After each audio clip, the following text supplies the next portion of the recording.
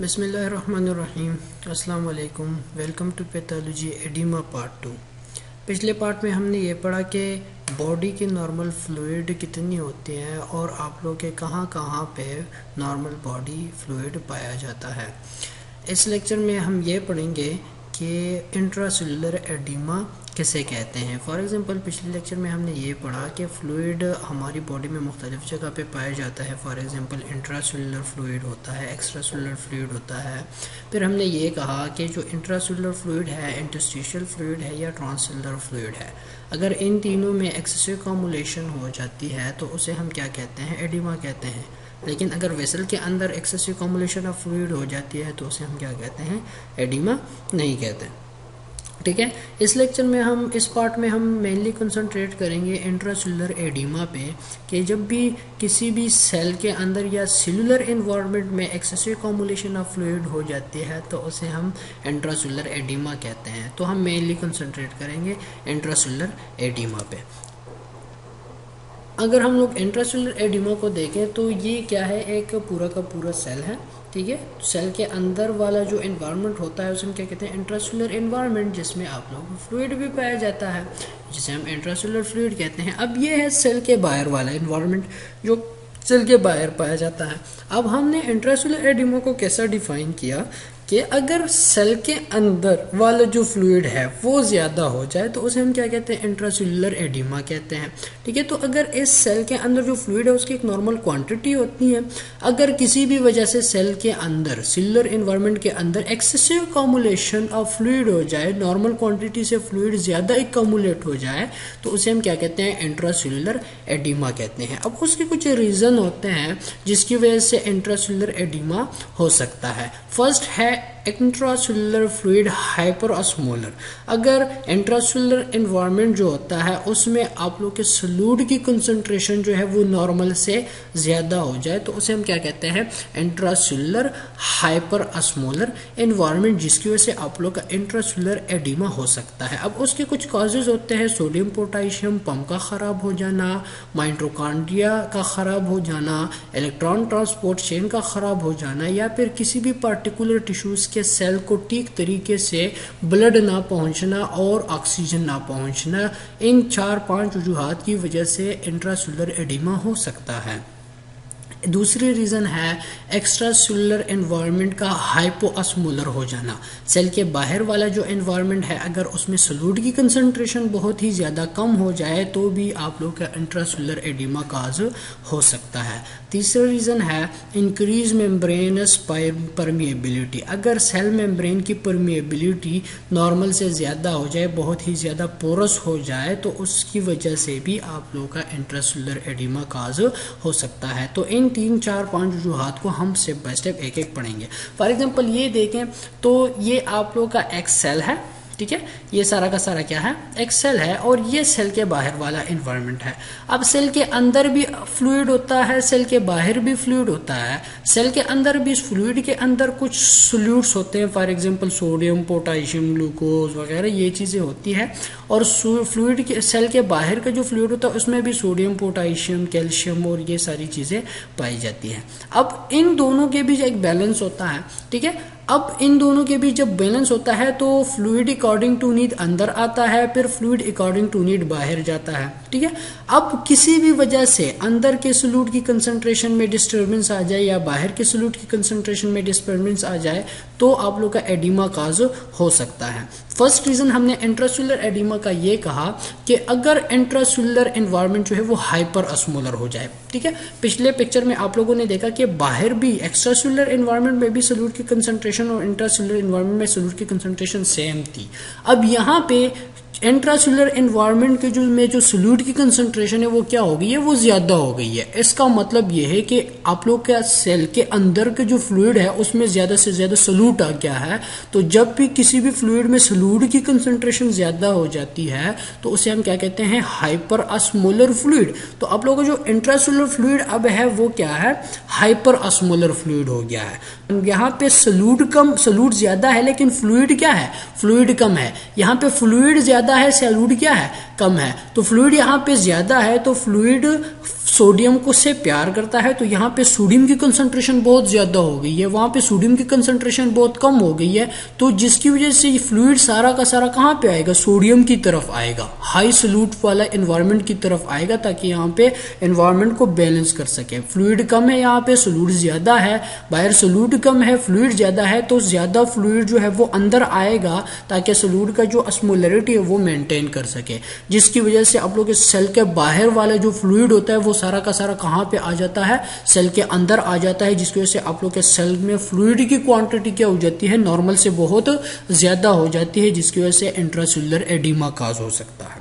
ٹھیک ہے, اب ہائپر اسمولر انٹراسیلولر انوائرمنٹ جو ہوتا ہے, انٹراسیلولر فلوئڈ جب ہائپر اسمولر, وہ کس وجہ سے ہوتا ہے, تو اس کی جو سب سے موسٹ امپورٹنٹ وجہ ہے وہ سوڈیم پوٹیشیم پمپ کا خراب ہو جانا ہے. اب نارملی کیا ہوتا ہے کہ آپ لوگ کے ایکشن پوٹینشیل کے دوران یا کسی بھی سیل کے ایکٹیویٹی کے دوران ایکشن پوٹینشیل میں سوڈیم اندر آتا ہے اور پوٹیشیم باہر جاتا ہے. ٹھیک ہے, اب بہت ایکشن پوٹینشیل کے دوران سوڈیم بہت ہی زیادہ اندر آتا ہے, آپ لوگوں نے پڑھا ہوگا, اور پوٹیشیم بہت ہی زیادہ باہر جاتا ہے, آپ لوگوں نے پڑھا ہوگا. ٹھیک ہے, اب پھر وہ جو بہت ہی زیادہ باہر جاتا ہے پوٹیشیم, اور سوڈیم بہت ہی زیادہ اندر آتا ہے, تو ان دونوں کے باہر لیول اور اندر لیول کو مینٹین کرنے کے لیے ایک پمپ لگا ہوتا ہے جسے ہم کیا کہتے ہیں, سوڈیم پوٹیشیم ATPase پمپ.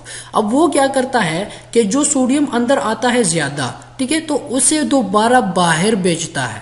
ٹھیک ہے, اسے کیا کرتا ہے, باہر بیچتا ہے, اور جو پوٹیشیم بہت ہی زیادہ باہر گیا ہوتا ہے اسے کیا کرتا ہے, اندر لے کے آتا ہے. ٹھیک ہے, تو اب کیا ہوتا ہے کہ آپ لوگوں کا نارمل آکسیجن آتا ہے کسی بھی ٹیشو کو, کسی بھی سیل کو, اب وہ آکسیجن جیسے ہی یوز کر لیتا ہے تو آکسیجن تھرو گلائکولیسس پروسیس تو سیلولر ریسپائریشن مائٹوکانڈریا میں پھر اس سے ATP بنتی ہے, مائٹوکانڈریا میں جا کے پھر الیکٹران ٹرانسپورٹ چین میں فائنل ATP بن جاتی ہے. اب وہ ATP جب جیسے ہی بنتی ہے تو وہ ATP یہ سوڈیم پوٹیشیم پمپ ATP جو ATPase پمپ ہے وہ یوز کر لیتا ہے. وہ کیسے یوز کرتا ہے کہ جو ایکسیسو سوڈیم اندر آتا ہے وہ اسے باہر بھیج دیتا ہے ایکسٹرا سیلولر انوائرمنٹ میں, اور جو ایکسیسو پوٹیشیم باہر گیا ہوتا ہے کسی بھی وجہ سے, کسی بھی ایکٹیویٹی کو, تو وہ اس پوٹیشیم کو اندر لے کے آتا ہے, جس کی وجہ سے آپ لوگ کے جو سیلولر جو اسمولیرٹی ہے وہ مینٹین رہتی ہے.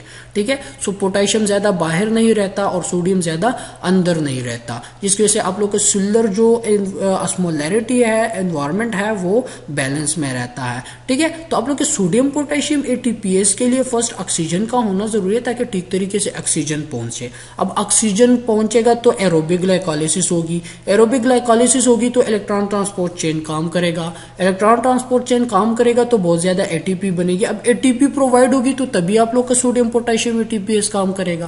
ٹھیک ہے, اب کسی بھی وجہ سے کیا ہو گیا کہ سوڈیم پوٹیشیم ATPase نے کام کرنا بند کر دیا. ٹھیک ہے, وہ سوڈیم پوٹیشیم پمپ جو ہے وہ کام نہیں کر رہا, تو سوڈیم پوٹیشیم پمپ جب کام ہی نہیں کر رہا تو سوڈیم پوٹیشیم پمپ کا کام کیا ہے, سیلولر کا جو والیوم ہے, مینٹین دا سیل والیوم, کیونکہ وہ 3 سوڈیم کو اگینسٹ کنسنٹریشن گریڈینٹ باہر بیچتا ہے اور 2 پوٹیشیم کو اندر لے کے آتا ہے تاکہ سوڈیم اندر ایکومولیٹ نہ ہو جائے, پوٹیشیم باہر ایکومولیٹ نہ ہو جائے. اگر سوڈیم اندر ایکومولیٹ ہوتا ہے تو باہر سے سارا کا سارا فلوئڈ سوڈیم کی طرف آئے گا تو انٹراسیلولر ایڈیما کاز ہو سکتا ہے. تو اگر کسی بھی وجہ سے یہ سوڈیم پوٹیشیم خراب ہو گیا تو سوڈیم پوٹیشیم کیا کرتا ہے کہ 3 سوڈیم کو باہر بھیجتا ہے. اب یہ باہر نہیں بھیجے گا. ٹھیک ہے, اب یہ کیا کرے گا, باہر نہیں بھیجے گا, جس کی وجہ سے اندر سارا کا سارا سوڈیم ایکومولیٹ ہو جائے گا. یہ دیکھیں پرپل کلر کے, یہ سارے کے سارے سوڈیم, اب پہلے 1 2 3 تھے, اب سوڈیم پوٹیشیم نے کام کرنا ہی بند کر دیا تو سوڈیم باہر جاتا ہی نہیں ہے, تو یہاں پہ سارا کا سارا جو اندر آتا ہے وہ باہر نہیں جاتا, تو یہاں پہ ایکومولیٹ ہوتا رہتا ہے. تو جیسے ہی سوڈیم اندر بہت ہی زیادہ ایکومولیٹ ہو جاتا ہے تو فلوئڈ باہر سے کہاں آتا ہے, اندر آتا ہے, تو انٹراسیلولر ایڈیما کاز ہو جاتا ہے.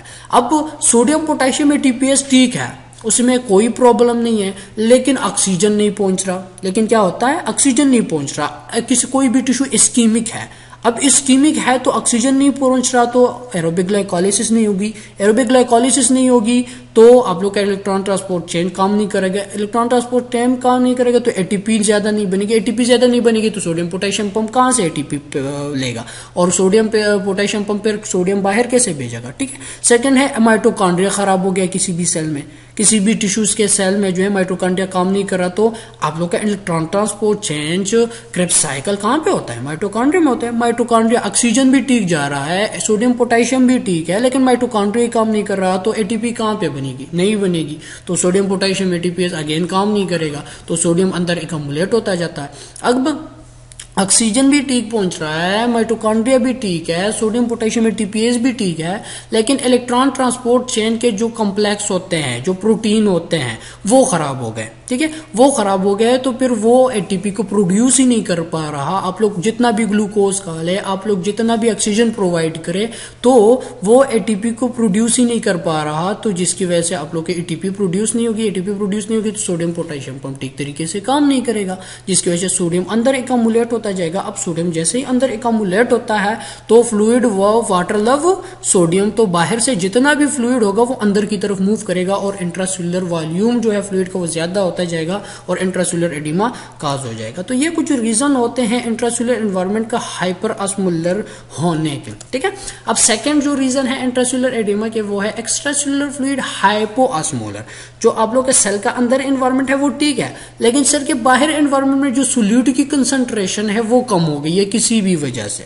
ٹھیک ہے, کسی بھی وجہ سے آپ لوگ کی جو ایکسٹرا سیلولر فلوئڈ کا انوائرمنٹ ہے وہ کیا ہو گیا ہے, ہائپوٹونک ہو گیا ہے. اس میں سولوٹ کی کنسنٹریشن کم ہو گئی ہے, اس میں سوڈیم پوٹیشیم کی کوانٹٹی کم ہو گئی ہے.